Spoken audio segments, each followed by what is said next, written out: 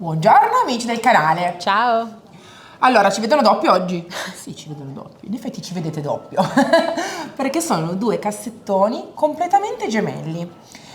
Mi sono stati portati da una signora che doveva svuotare questa casa per metterla in vendita. Io li ho presi molto volentieri perché, oltre che essere in legno massello molto molto belli solidi, hanno sopra due marmi che sono stupendi. Vero, dire stupendi in questo momento ci vuole, diciamo, coraggio, però sono sicura che dopo aver prima di tutto pulito e sanificato le superfici, perché dentro sono molto sporchi, riusciremo ad avere una visuale più piena di tutto quello che c'è da fare su questi due cassettoni. Ma il mio intento è metterli schiena a schiena, farli baciare con la schiena per farli diventare un'isola. E quindi voglio farvi capire come si può, con materiali di recupero come questi, se si ha la fortuna ovviamente di trovarne due uguali o simili, creare anche un pezzo molto importante da mettere in una cucina come isola centrale, visto che c'è il marmo, oppure mettere sopra un lavandino, magari più basso per fare un mobile bagno, oppure un'isola nella cabina armadio, chi ha fortuna di averne una.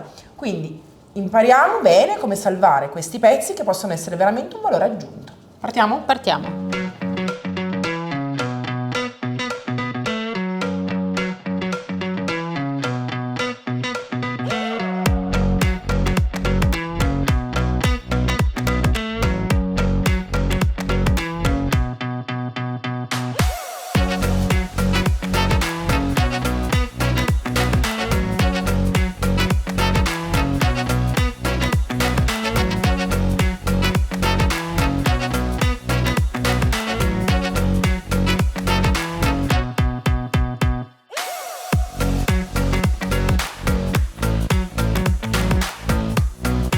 Sette degli 8 cassetti sono veramente sani, come vedete, legno massello, delle belle lastre di legno, addirittura messe in questo senso, quindi non orizzontale, meglio perché non si imbarcano, perché sono più corte.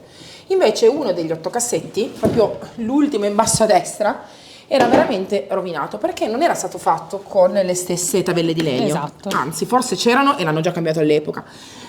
Sono dei piccoli legni multistrato che ovviamente hanno preso tanta umidità, vedete, muffa, e si stava già seccando perché non l'abbiamo messo in un posto asciutto, pulito, tarri e altro. Quindi dobbiamo per forza di cose togliere via questo ultimo ripiano che è tutto sfaldato e sostituirlo. Così oggi vedremo anche come ricreare il fondo di un cassetto che si è rovinato. Vai Emma. Mettile via pezzettino per pezzettino, tanto si sfalda completamente. Non farti male. Mentre Emma butta via il legno, io con un levachiodi tolgo i vecchi chiodi che andavano a bloccare il cassetto da dietro. Vedete che sono completamente arrugginiti. Se vengono via con i levachiodi, ottimo, altrimenti prendiamo anche la tenaglia e senza farci male facciamo perno con la tenaglia. Vedete, viene fuori tranquillamente il chiodino, anche questo che ha perso la testa. Con una tenaglia, delicatamente, cercando di non rovinare il legno, lo facciamo uscire. In questo modo non ci facciamo male e abbiamo poi un legno bello, puro, pulito, senza imprecisioni, perché sono brutte da vedere. Allora, noi adesso continuiamo purificando tutto il mobile, laviamo bene prima di tutto la parte interna. Infatti abbiamo tolto via tutti i cassetti, li lasciamo fuori, iniziamo a sanificare bene la parte interna e poi ci dedichiamo al resto.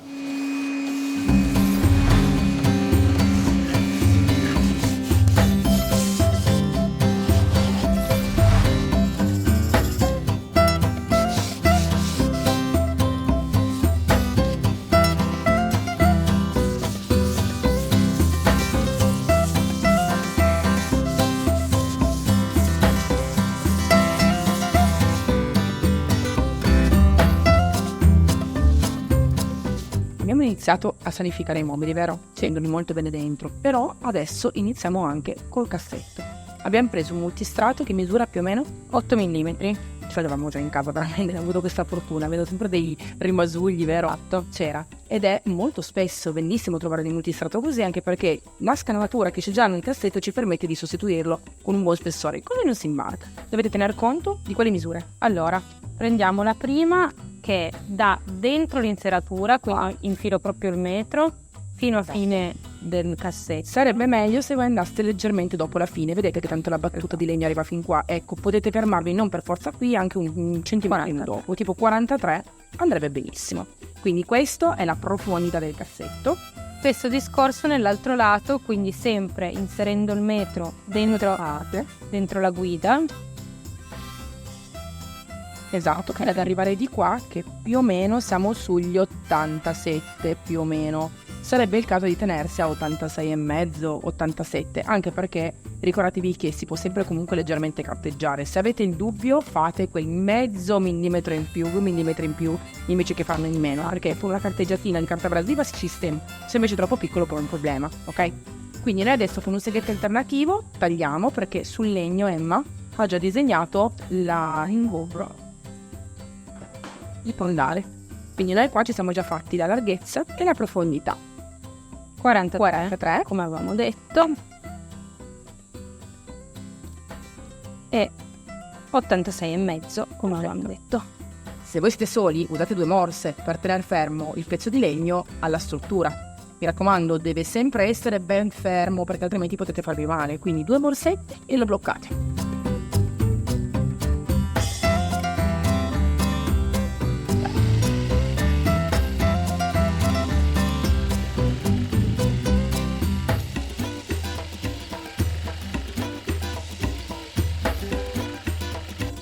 Come siete bravissima?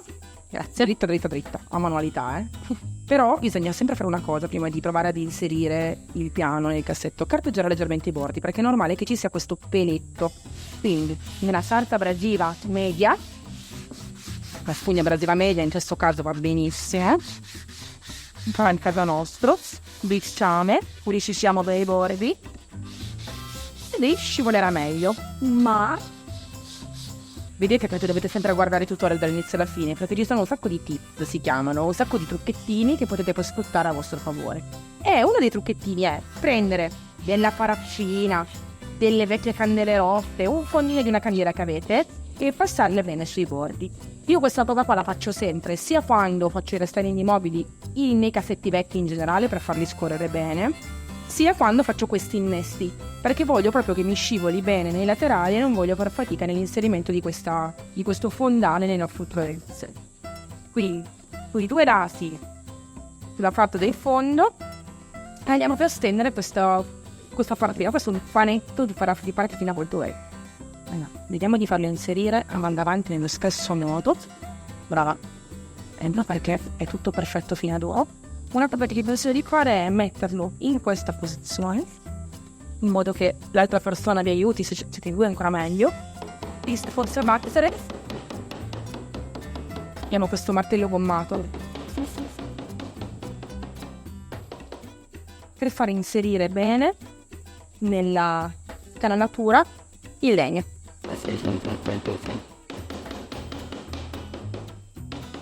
Ora blocchiamo con dei chiodini qui.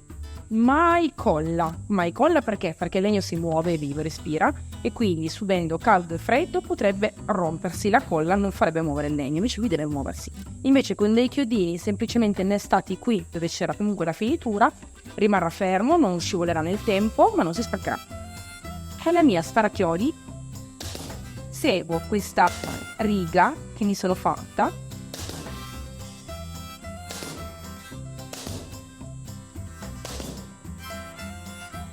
per creare questa riga. Mi sono semplicemente presa come riferimento la parte di figlia, che è questa, ho fatto la metà e con un righello ho tirato questa riga per poi seguire il chiodo. Vediamo come è venuto il caffè. Ta-da! Bello resistente, i vestiti ci saranno e non si immarcherà più.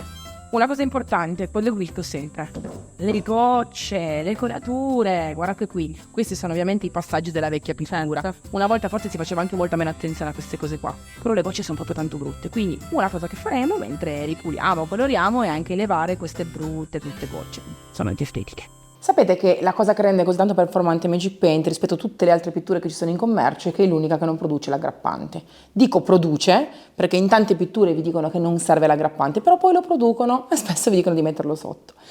Bene, Magic Paint aggrappa veramente su tutto, ma c'è solo una volta in tutto il panorama Magic Paint in cui vi dico sempre: purtroppo devi eliminare la base, quando la base non sta più incollata.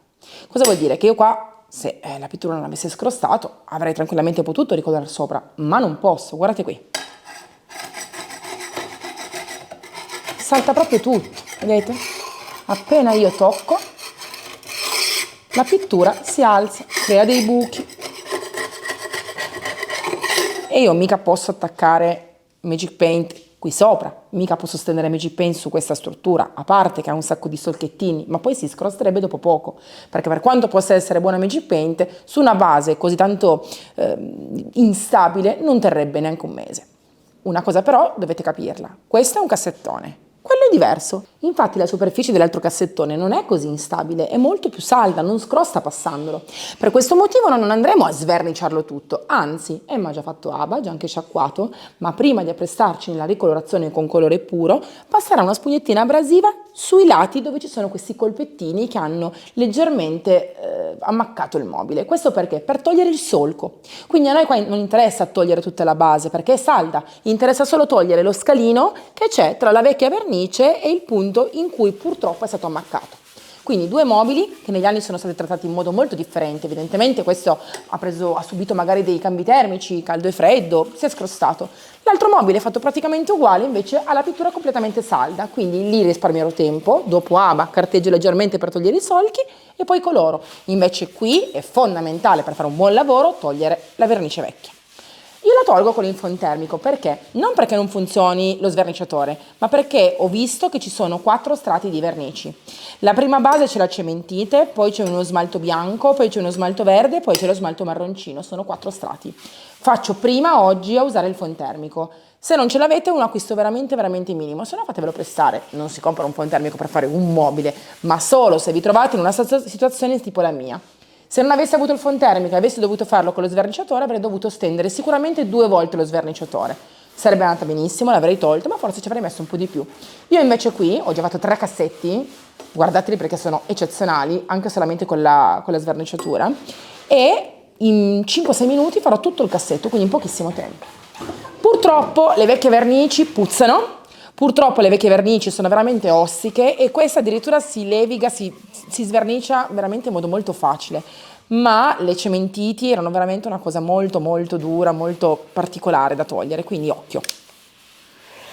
Il mio phon arriva molto in alto come temperatura, anche 600 gradi, 700 gradi.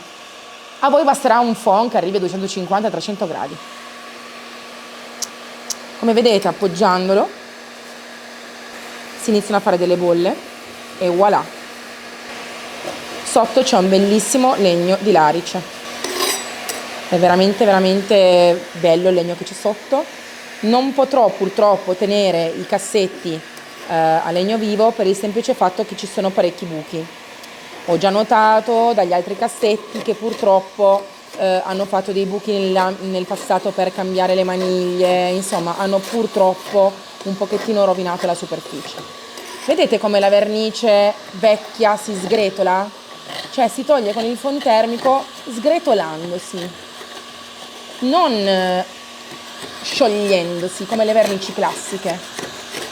Questo per dirvi che purtroppo le vernici vecchie sono completamente differenti l'una dall'altra, non si può pensare di capire al primo colpo come sverniciare certi supporti. Qua addirittura ci sono 4 strati di vernici stese probabilmente in molti anni differenti, magari in 20-30 anni. Quindi pensate quanti cambiamenti ha subito il settore delle vernici in tutti questi anni, quanti componenti differenti sono su questa superficie. Non bisogna mai pensare che con una mano di protettivo si sistema, perché ci sono delle persone che a volte vedono una situazione del genere, passano una mano di protettivo e poi colorano. No, se la superficie è così compromessa si deve sverniciare. Abbiamo carteggiato tutto quello che si scrostava, ci abbiamo messo un po' più di 5 minuti, però è una buonissima base su cui poi dopo andare a lavorare. Quindi, ricapitoliamo, non è che con Magic Paint si colora sempre e basta. Se la vernice sottostante è sana, assolutamente sì, si fa ABA o comunque si deterge o comunque si spolvera se non è un mobile che ne ha bisogno e poi dopo si va direttamente con Magic Paint. Ma se la vernice sottostante si scrosta dovete toglierla. Ora vi faccio vedere un altro trucchettino. Come prima abbiamo messo la cera per il listello e rifoderare, ricreare il fondo del cassetto, ora mettiamo la cera sui cassetti per farli scorrere. Vedete adesso è un po' inchiodato. Vai, mettiamolo qua, giralo, gamba all'aria. Solitamente è sempre bene mettere la cera nelle parti che ovviamente strusciano sul legno grezzo, quindi tutta questa parte qua e questa parte qua. Se siete veramente bravi, attenti, accorti, prendete anche il panetto e fate anche una bella passata qua. In questo modo si è sicurissimi che poi il cassetto, andando avanti e indietro un po', scivola bene. Prova, Emma. Fai un attimino il gioco di farlo scivolare, così vediamo se va meglio. Perfetto, ora noi lo facciamo su tutti gli altri cassetti, sia del cassettone che abbiamo praticamente sverniciato, e guardate quanto è bello, se non avesse tutti questi buchi lo terrei già così perché alcuni pezzi a legno mi piacerebbero molto, ma non si può, e anche su questo qui, quindi una bella passata di cera per far sì che sia tutto quanto bello comodo da usare. Prima di rimettere le toppe, le puliamo leggermente con una spugnettina abrasiva.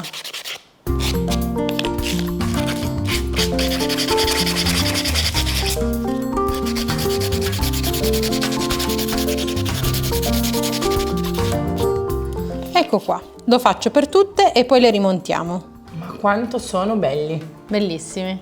Sono già belli così. A volte quando li vedi così carteggiati, puri, lisci, neutri, ti viene voglia di dire: ma sai che è proprio quel bel country usurato, antico, vecchio, che lo terresti già così? Teniamo così. No, coloriamolo. Non li possiamo tenere così. Però il lavoro è stato tanto, in effetti oggi è stata una giornata intera solo per purificare e togliere via tutto quello che c'era su questi due mobili. Una grassezza assurda su questi due marmi, li abbiamo puliti molto, depurati, adesso vedremo poi che passaggi fare per lucidarli. Abbiamo usato la pistola termica per togliere via tutto quello che si scollava da uno dei due, che praticamente era messo malissimo, dopodiché abbiamo passato ancora la levigatrice con carta 100.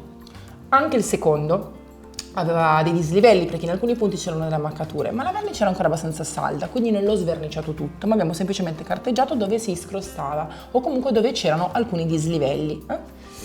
Ok, adesso è stato lavato e purificato. Sì. Dentro molto di più, dentro abbiamo fatto ancora un'ultima passata utilizzando anche il nostro profumo per i mobili, nel senso che è importante quando ci sono questi mobili così tanto vecchi che sono stati imposti magari angusti con diverse problematiche, anche all'umidità, purificarlo bene.